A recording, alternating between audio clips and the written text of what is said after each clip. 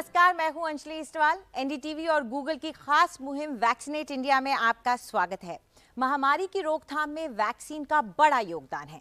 ऐसे में वैक्सीन को लेकर हमारे मन में कई सवाल भी हैं। आपके ज्यादातर सवालों के जवाब एक छोटी सी गूगल सर्च से मिल जाते हैं। आज हमारे इस कार्यक्रम में हम देश में टीकाकरण का मुहिम का जायजा लेंगे और टीके से जुड़ी आपकी सारी उलझनों को भी दूर करेंगे। इस महामारी ने हमें सिखाया है कि जानकारी एक बड़ा हथियार है, इसे मात देने के लिए। गूगल आपके लिए जानकारी का एक अनंत भंडार है। बस कुछ कीवर्ड्स टाइप कीजिए और देखिए कमाल, जैसे कि कोविड वैक्सीनेशन या कोरोना वायरस की वैक्सीन। तो अगर आप अपने इस कीवर्ड को यहाँ टाइप कर देते हैं गूगल सर्च में, तो उसके बाद आपके पास इतना सारा इंफॉर्मेशन आ जाता है। ये सारी सूचना आपके पास है, इसे आप चाहें तो अपने हिसाब से पढ़ सकते हैं और समझ सकते हैं। जैसे कि ये वैक्सीनेशन हमारे देश में अब तक कितना हुआ है, उसका डेटा हम आपको दिखा सकते हैं। यहाँ पे आप देख सकते हैं कि एक टच से आपको पता चल जाता है कि कितनी वैक्सीनेशन यहाँ पर हुई हुई है। और यही ग्राफ आपको शुरुआत से लेकर अब तक की वैक्सीनेशन की डिटेल्स भी हमें यहाँ पर एक नजर में दे देता है। इसमें हमें यह भी पता चल रहा है कि कितने लोगों को 2 टीके लग चुके हैं, यानी कि फुल वैक्सीनेशन हो चुका है, और कितने लोगों को सिर्फ 1 टीका लगा है, ये भी हमें पता चल रहा है। ये जो आप हल्का रंग देख रहे हैं, ये 1 टीके वाले लोगों का प्रतिशत है। तो ये आंकड़ा जो है या ये जो स्टेटिस्टिक्स हैं वो आपको यहाँ साफ नजर आ जाते हैं। इसके अलावा अगर आप थोड़ी और जानकारी चाहते हैं, आप चाहते हैं कि सिर्फ भारत ही क्यों, मुझे दूसरे देशों के बारे में भी जानकारी हो, तो आप यहाँ से बस हल्का सा टच कीजिए, अपनी मर्जी का देश चुनिए और आपको पता चल जाएगा वहां पे सिचुएशन क्या है। मान लीजिए आप ट्रैवल करना चाहते हैं, आप जानना चाहते हैं जिस देश में आप जाने वाले हैं वहां पर इस वक्त वैक्सीनेशन की स्थिति क्या है, तो वो भी आपको यहाँ पर चुनिए अपना देश और उसके हिसाब से आप अपना डेटा ढूंढ लीजिए। बहुत आसान है यहाँ पर डेटा ढूंढना, लेकिन उससे भी आसान है ये पता करना कि आपके आसपास कहाँ पर टीके लग रहे हैं। बस हल्का सा ऊपर जाइए, ये देखिए मैप्स में आपको सारी जानकारी मिल जाती है कि आपके आसपास कहाँ पर वैक्सीन मिल रही है, यानी कि वैक्सीनेशन केंद्र कौन से हैं। अगर और अच्छे तरीके से जानना चाहते हैं तो गूगल मैप्स में जाकर आप अपना टाइप कीजिए कीवर्ड, जैसे कि मेरे आसपास के वैक्सीनेशन केंद्र या वैक्सीनेशन सेंटर्स नियर मी, और ये पूरी जानकारी आपको इस मैप पे आ जाती है। तो मान लीजिए हमने ये डाला और उसके बाद हमने सर्च किया, तो हमारे पास ये सारी लिस्ट उन हॉस्पिटल्स की आ गई जहां पे आपको वैक्सीनेशन लग सकता है। ये मेरे आसपास के हैं, यानी कि मैं जहां खड़ी हूं उसके आसपास के वैक्सीनेशन सेंटर्स। अब अपने हिसाब से मैं चुन सकती हूं मुझे किस वैक्सीनेशन सेंटर पर जाना है और उसके बाद मैं वहां जा सकती हूं। मान लीजिए कि मैं ये CGHS का वेलनेस सेंटर है, यहां पर जाना चाहती हूं, तो ये मेरे पास मैप में सामने आ गया, इसकी जानकारी भी मेरे पास आ गई है। अब इसके बारे में मुझे जो भी जानना है वो मुझे यहाँ आसानी से मिल जाएगा। जो भी जानना मतलब सिंपल सी जानकारी, मान लीजिए मैं जानना चाहती हूँ यहाँ तक पहुँचने का रास्ता मेरे लिए क्या है, आसानी से पता चल गया। कितना वक्त लगेगा, कितना रास्ता, कितने किलोमीटर का रास्ता है, वो भी मुझे पता चल गया। इस हिसाब से मैं अपनी प्लानिंग कर सकती हूँ कि मैं कैसे जाऊं। चलिए, ये सारी डिटेल्स तो इसमें आपको मिल गई। अगर मान लीजिए आप जानना चाह रहे हैं कि मैं अगर यहाँ जाता हूँ क्या ये अच्छी जगह है कि नहीं, मुझे कोई तकलीफ तो नहीं होगी, तो वो भी आपको पता चल जाएगा। आप जाने से पहले थोड़ी डिटेल्स जांच सकते हैं, जैसे कि यहाँ पर भीड़ कब होती है, कब आप यहाँ जाएं, कब आप अवॉइड करें, ये आपको पता चल जाएगा। इस वक्त ये थोड़ा भीड़ भाड़ यहाँ पर ज्यादा है, तो जैसे मैं अब शाम को जा सकती हूँ। क्या यहाँ पर सुविधाएं अच्छी हैं, ये सब मुझे यहाँ पे दूसरे यूजर्स की जो रिव्यूज हैं उससे पता चल जाएगा। यहाँ पे इन सभी लोगों ने हमें ये जानकारी दी हुई है कि यहाँ पर लोगों का व्यवहार अच्छा है, यहाँ पर अच्छा स्वास्थ्य केंद्र है। तो ये सब जानकारी देख करके हमें पता चल जाएगी कि हम यहाँ जाना चाहते हैं कि नहीं जाना चाहते हैं। तो इस तरह का वन लुक में आपको अपना पूरा इंफॉर्मेशन मिल जाता है। मान लीजिए आप उन लोगों में से हैं जिनको चाहिए खूब सारा इंफॉर्मेशन, यानी कि खूब सारा स्टेटिस्टिक्स, तो कोई बात नहीं है, आप जाइए, ये आंकड़े हैं, ये आपके पास बस आंकड़े ही आंकड़े आ गए। अगर आपको आंकड़ों के साथ खेलना अच्छा लगता है तो ये पूरा आपके लिए इंफॉर्मेशन है जिसे आप इस्तेमाल कर सकते हैं। भारत में कितनी टीकाकरण हो चुका है, 23 करोड़ का, ये यहाँ पे आपको पता चल जाएगा। कितने लोगों का पूरा हुआ है, कितने लोगों का सिर्फ फर्स्ट डोज हुआ है, हमारी पूरी आबादी का कितना परसेंटेज का हुआ है, ये सब आपको यहाँ मिल जाएगा। तो अगर आपको ये सब जानना है, चाहे आप ग्राफ के जरिए जानना चाहें तो आपको ग्राफ के जरिए भी मिल जाएगा, अगर आप चाहते हैं कि आंकड़ों में मिले तो वो आपको आंकड़ों में भी मिल जाएगा। एक और अहम चीज मैं आपको दिखा देती हूं। ये एक मैप है जिससे आप ये पता कर सकते हैं कि किस देश में कितना टीकाकरण हुआ है, बस एक लुक से। बहुत आसान है, ये शेड कार्ड की तरह है, जहां ज्यादा गहरा हरा रंग वहां ज्यादा वैक्सीनेशन कवरेज। तो देखिए, मान लीजिए मुझे भारत के बारे में जानना है तो मुझे भारत का मिल जाएगा। अगर मैं जानना चाह रही हूं कि कजाकिस्तान में कितना हुआ तो मुझे कजाकिस्तान मिल गया। आप जिस देश में जाना चाहें उस पर क्लिक करें और उसकी जो भी डेटा है, डिटेल्स हैं कि वहां कितनी खुराक दे दी गई है, कितना परसेंटेज पॉपुलेशन को लग चुका है टीका, ये सब आपको महज एक क्लिक के जरिए सारा इंफॉर्मेशन मिल जाएगा, चाहे आप कितने भी दूर बैठे हो। तो ये यानी कि अगर आप अफ्रीका तक की जानकारी चाहते हैं, बस एक क्लिक करके आप अफ्रीका के किसी भी देश की जानकारी एक क्लिक में पा सकते हैं। तो बेहद आसान है ये सब, एक क्लिक और एक नजर में सारी इंफॉर्मेशन। चलिए अब चर्चा करते हैं कि हमारे राज्य सरकारों में किस तरह का काम चल रहा है टीकाकरण को लेकर। तो छत्तीसगढ़ सरकार की टीकाकरण की मुहिम पर आज हम चर्चा करने वाले हैं और इसके लिए हमारे साथ जुड़ रहे हैं टीएस सिंहदेव, जो कि स्वास्थ्य मंत्री हैं छत्तीसगढ़ के। शुक्रिया हमसे बात करने के लिए देव साहब। सबसे पहले तो यही जानना चाहेंगे कि आपके राज्य में आपका टीकाकरण को लेकर के क्या स्ट्रैटेजी है, वैक्सीनेशन स्ट्रैटेजी? वैक्सीन स्ट्रैटेजी में दो भाग, एक वैक्सीन प्राप्त करना और दूसरा वैक्सीनेट करना। तो वैक्सीन प्राप्त करने के लिए अब केंद्र सरकार ने अपने हाथों सप्लाई को भी ले लिया है, निःशुल्क उपलब्ध कराने की जिम्मेदारी पुनः ले ली है। तो जैसे जैसे वैक्सीन आएगी वैसे वैसे वैक्सीन सेंटर्स को भेजेंगे, वैक्सीनेशन साइट्स कहलाते हैं। तो 3,349 वैक्सीनेशन साइट्स चिन्हांकित हैं पहले से। 7,000 वैक्सीनेटर्स ट्रेन करके उनको तैनात किया गया है। इनके माध्यम से 100 से 120 वैक्सीनेशन प्रतिदिन प्रति साइट ये वैक्सीनेट करने की क्षमता है। तो आप देख सकते हैं कि करीब 3.5 लाख से 4 लाख वैक्सीनेशन एक दिन में किया जा सकता है अगर वैक्सीन उपलब्ध होगी। वरना अभी तक हमने 3,26,000 एक दिन में हाईएस्ट अचीव किया है। तो 2 लाख भी हम अगर टीके एक दिन में लगा सकते हैं तो एक महीने के 60 लाख, और जो कुल टारगेट है उस अनुपात में 4 से 6 महीने में पूरा टीकाकरण 2 डोज किए जा सकते हैं। जी देव साहब, वैक्सीनेशन को लेकर के या टीकाकरण को लेकर के हर राज्य की अपनी चुनौतियां होती हैं और आपको भी ये महसूस हो रहा होगा। आपके इलाके में ट्राइबल पॉपुलेशन ज्यादा है, ऐसे में गांव देहात और ऐसे इलाकों में किस तरीके से आप लोगों को मोटिवेट कर रहे हैं वैक्सीनेशन के लिए? एक चुनौती जो सभी जगह देखने को मिल रही है, देश में भी कम से कम सब जगह सुनने में आता है, वो वैक्सीन हेजिटेंसी की बात है।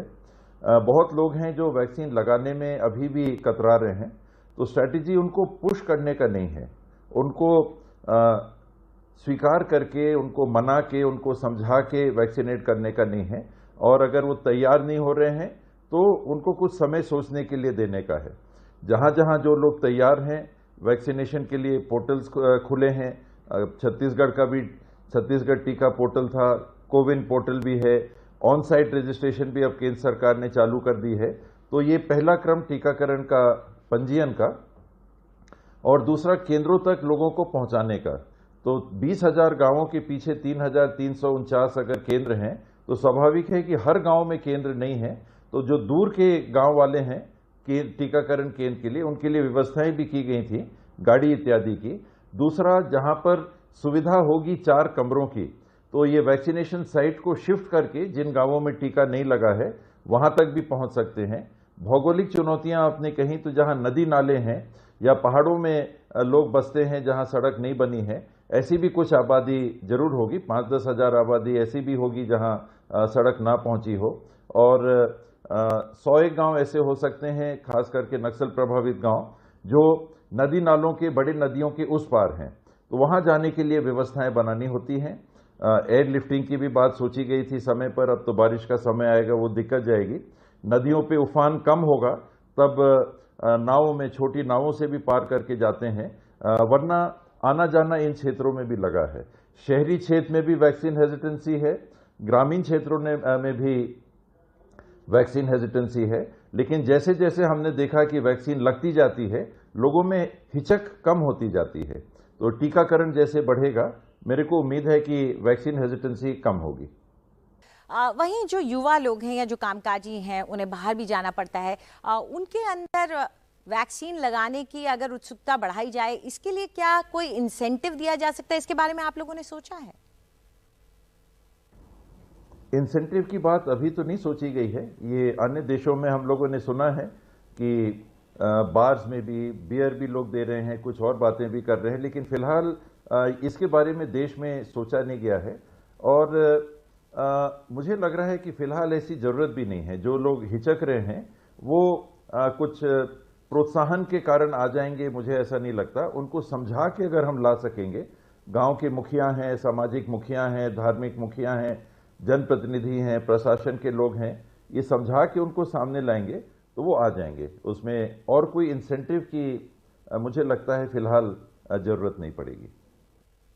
हमसे बात करने के लिए शुक्रिया देव साहब। तो उम्मीद करते हैं कि लोग आगे आएंगे, बढ़ चढ़कर वैक्सीन लगवाएंगे। फिलहाल वैक्सीनेट इंडिया में हम एक छोटा सा ब्रेक ले रहे हैं। ब्रेक के बाद हमारे कई सवालों के जवाब देंगे डॉक्टर प्रवीण चंद्रा।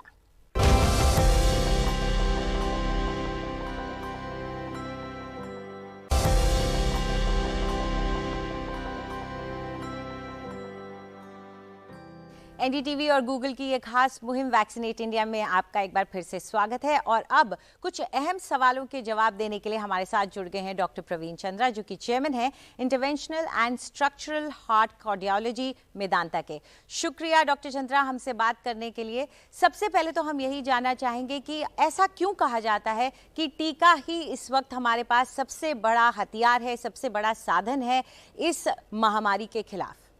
अगर हमें कोविड से बचना है तो कोविड से बचने के सिर्फ दो ही तरीके हैं। एक, मास्क लगा के रखें और अपना हाथ साफ रखें, और दूसरा वैक्सीनेशन कराएं। वैक्सीनेशन क्या है कि अंदर शरीर के एक ऐसी क्षमता दे देती है जिससे कि अगर कोविड के कीटाणु आपके नाक में घुसेंगे भी तब भी आपको कोविड नहीं होगा। तो इसलिए ये माना जाता है कि वैक्सीनेशन करना बहुत आवश्यक है। अगर वैक्सीनेशन नहीं होगा तो कीटाणु अगर घुस गए तो फिर तो कोविड से मुलाकात होगी ही आपकी, और उस वक्त वो मुलाकात शायद अच्छी नहीं होगी।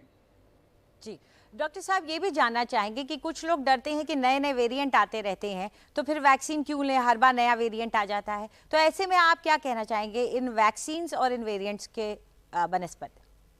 देखिए, ऐसा है कि बहुत सारी स्टडीज अभी हो चुकी हैं और ये देखा गया है कि आम वेरिएंट्स जो आ रहे हैं, करीब करीब 70 से 80% संभावना ये है कि आप उन वेरिएंट से भी प्रोटेक्टेड होंगे। सिर्फ बहुत कम संभावना रहती है कि आप उन वेरिएंट से प्रोटेक्टेड नहीं होंगे, क्योंकि क्रॉस इम्यूनिटी कहते हैं उसको, वो हो जाती है। प्लस कुछ हमारे सेल्स जो होते हैं वो शरीर के, उनके अंदर एक मेमोरी आ जाती है जिसके कारण से वो उन कोविड के कीटाणुओं से लड़ लेते हैं, जो वायरसेस होते हैं। तो इसलिए हमें वैक्सीनेशन इस वक्त डेफिनेटली कराना चाहिए, ज़रूर कराना चाहिए, और इस बात का इंतज़ार नहीं करना चाहिए कि वेरिएंट आएगा इसलिए हम क्यों करवाएं, क्योंकि हो सकता है कि वेरिएंट ना आए, वही ओरिजिनल कीटाणु ही हमारे को अटैक करें और फिर हमारे पास कोई भी तरीका नहीं होगा कि हम उनसे बच सकें, क्योंकि कोई अभी तक दवा बनी नहीं है जो कि कोविड को क्योर कर सके। बिल्कुल, दवा नहीं है लेकिन टीका है, तो उसका इस्तेमाल जरूर करें। डॉक्टर साहब, लोग ये भी कहते हैं कि संक्रमण तो फिर भी कभी कभार हो जाता है टीका लगाने से, तो क्यों लगवाएं हम? देखिए, ऐसा है कि संक्रमण हो सकता है, लेकिन संक्रमण से बचने के ये तरीके हैं। अब जैसे आप आम सुनते हैं कि भाई गाड़ियों का एक्सीडेंट हो जाता है रोड्स पे और लोग उसमें कई बार जान भी गंवा बैठते हैं, लेकिन उसका मतलब तो ये नहीं कि हम हेलमेट ना लगाएं, हम सीट बेल्ट ना लगाएं। तो हमें, अगर हम सीट बेल्ट नहीं लगाएंगे, हेलमेट नहीं लगाएंगे, तो हमारे जान बहुत ज़्यादा जाएंगे ऐसे में जब कोविड-19 होगा। तो इसलिए वैक्सीनेशन करने से जान जाने का खतरा करीब करीब 99 to 100% कम हो जाता है। ये डिफरेंट स्टडीज़ में पाया गया, और ये भी पाया गया कि कोई भी आप वैक्सीन लगवाएं, चाहे वो फाइजर की हो, चाहे कोवैक्सीन हो, चाहे कोविशील्ड हो, कम से कम 70 से 80% संभावना हो जाती है कि आपको कोविड होगा ही नहीं, और अगर हुआ भी तो जान जाने का खतरा 100% तक कम हो जाता है। तो इसलिए वैक्सीनेशन काफ़ी इंपॉर्टेंट है, और कोई भी वैक्सीन मिले, क्योंकि ये भी क्वेश्चन आता है बहुत कि कौन सी लगवाएं। जी बिल्कुल। डॉक्टर, जाते जाते ये पूछना चाहेंगे कि जो लोग टीका लगवाना चाहते हैं वो उस दिन किस बात का ख्याल रखें ताकि ये सब सुचारू रूप से हो जाए?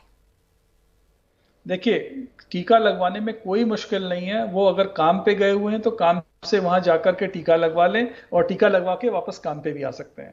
जैसे हमारे यहाँ हॉस्पिटल में जितने भी एम्प्लॉयज या वर्कर्स को शुरू में लगा, सब यहाँ काम कर रहे थे, काम करते करते गए और काम करने वापस आ गए। तो इसलिए टीका से कोई नुकसान नहीं होता, टीका से कोई बीमारी नहीं आती है और ना ही टीका से कोई कमजोरी आती है। तो इसलिए ऐसा कुछ नहीं है कि जिस दिन टीका लगवाएं उस दिन छुट्टी ले लें, उसकी कोई आवश्यकता नहीं है। और नॉर्मल खाना खा के जाएं। और वहां पे सबसे बड़ा प्रिकॉशन ये है कि जहां पे टीका आप लगवाने जा रहे हैं प्रायः वहां भीड़ होती है, तो इसलिए उस भीड़ में अपने आप को थोड़ा सा आइसोलेट करके रखें, ज्यादा लोगों से मिले नहीं, लोगों के पास मत जाएं और अपना मास्क और हाथ का सैनिटाइजेशन उस वक्त भी करते रहें। ऐसा नहीं है कि टीका लगवाने से हम तुरंत एकदम प्रोटेक्टेड हो गए। Protection comes after 14 days of vaccination, 14 दिन के बाद आता है।